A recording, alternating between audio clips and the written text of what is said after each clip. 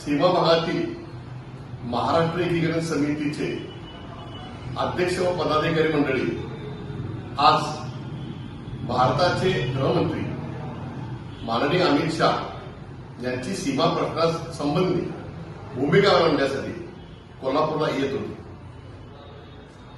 त्यांनी 4 दिवसापूर्वी जिल्हाधिकारी कोल्हापूर, जिल्हा पोलीस प्रमुख कोल्हापूर यांना अमित शाह यांची भेट व्हावी असं विनंती पत्र दिलेलं होतं। पण यावरचा व्यवहार पाहता आज महाराष्ट्र एकीकरण समितीचे अध्यक्ष प्रकाश बरगळे आणि त्यांचे सर्व पदाधिकारी मंडळी यांना कर्नाटकच्या पोलिसांनी हत्तरगी टोल नाक्यावर अडवून ठेवलं। त्यांनी सांगितलं की कोल्हापूर जिल्हा प्रशासनानं मराठी भाषिकांना कोल्हापूरला सोडू नये अशा पद्धतीचे आदेश आम्हाला आलेले आहेत।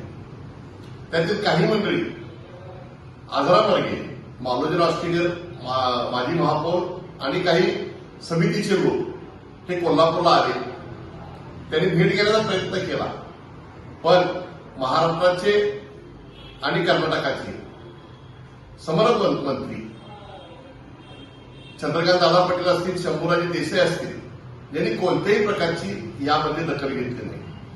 महाराष्ट्राचे उपमुख्यमंत्री, महाराष्ट्राचे मुख्यमंत्री यांनीही या बाबतीमध्ये या मराठी भाषिकांना कोणताही न्याय दिला नाही। पण याउलट मराठी भाषिकांनी ज्यावेळेला सीमा भागाच्या मराठी भाषिकांच्या घोषणा दिल्या तेव्हा कोल्हापूर जिल्हा पोलीस प्रशासनानं या सर्व लोकांना अटक केलं आणि शाहूपुरी पोलीस स्टेशनमध्ये घेऊन गेले। सीमा भागातील मराठी माणूस या महाराष्ट्राकडे फार मोठ्या आशेने पाहत आहे। गेली 7 दशकं हा लढा सुरू आहे। वंदनीय शिवसेना प्रमुख बाळासाहेब ठाकरे हे ठामपणे सीमा भागातील मराठी भाषिकांच्या पाठीशी राहिले।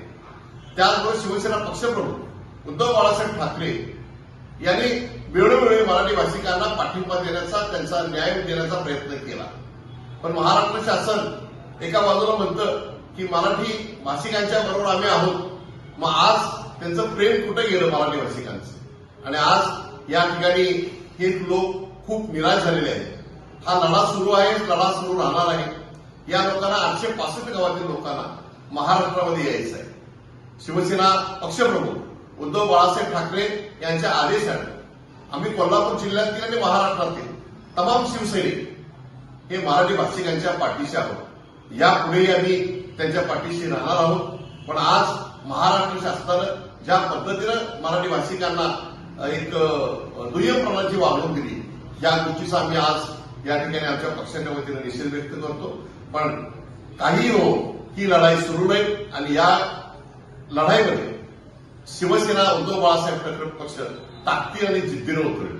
जय महाराष्ट्र।